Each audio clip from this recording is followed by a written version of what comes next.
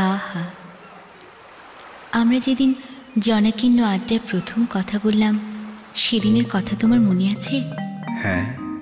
সেদিন তুমি এসেই বললে, জানেন, এত লোকের ভিড়ে শুধু একজনকে দেখলেই আমার মন ভালো হয়ে যায়। তাই বুঝি? কে সে? দেখাবেন না আমাকে? অবশ্যই দেখাবো। দেখতে চান তো এক্ষুনি দেখাতে পারি। এক্ষুনি? এক্ষুনি দেখব। তাহলে চোখ বন্ধ করুন। ও মা, সে কি কথা? চোখ বন্ধ করে তাকে দেখব কিভাবে?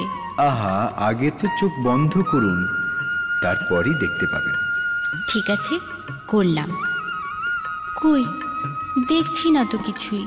দেখবেন, আমি যা যা বলবো ঠিক সেইভাবে চোখ বন্ধ করে দেখার চেষ্টা করবেন। ঠিক আছে? ঠিক আছে। একটা শান্ত নিকোনো উঠোন, শান্ত, রোদেলা, সুনসান। দেখতে পাচ্ছেন?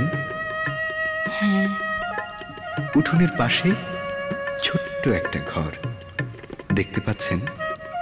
হ্যাঁ। উঠোনের ঠিক মাঝখানে বেদি ঘেরা একটা তুলসী গাছ।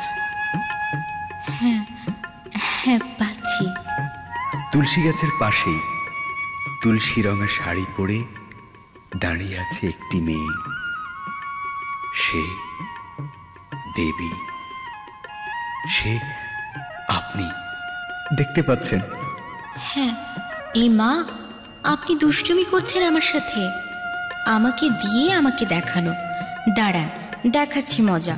খামচে আপনার মাথা থেকে দেবীর ভূত ছাড়াবো। এই এই দেখো কি করে, কি করে খামচে আমার।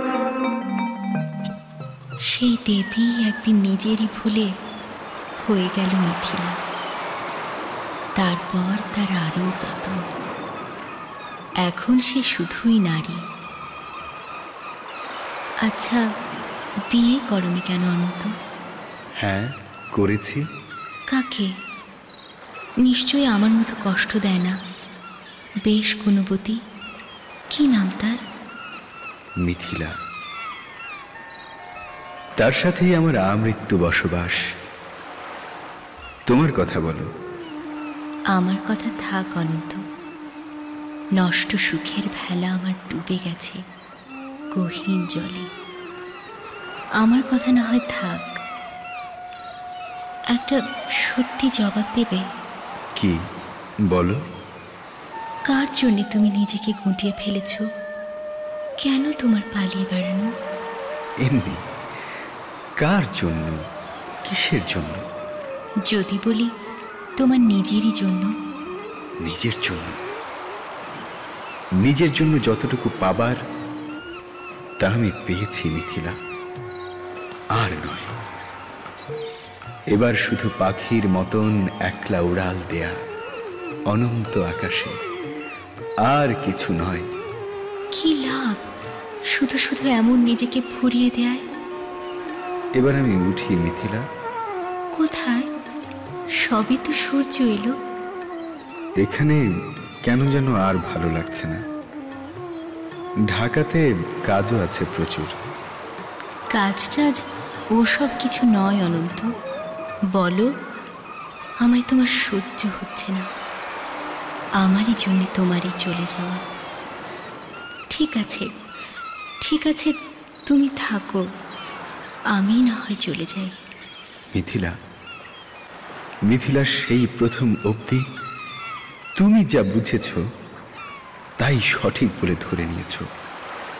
প্রথম প্রথম তোমায় আমি বোঝাতে চাইতাম, আমার ভেতরের আমিকে দেখাতে চাইতাম, কিন্তু তুমি বুঝতে না, বিদ্রূপ করতে। পরে হাল ছেড়ে দিয়েছি। আজও আমি তোমাকে বোঝাতে গিয়ে তোমার এই সাগর দেখতে আসা সুন্দর মুহূর্তকে নষ্ট করতে চাই না। যা আমার ভেতরে তা ভেতরেই থাক, আগেরই মতো। যদি কোনো দিন তার সন্ধান পাও, চলে এসো। অন্তত এটুকু বলতে পারি দৃঢ় চিত্তে, ঠকবে না। এই নাও আমার ঠিকানা। যাই, ভালো থেকো।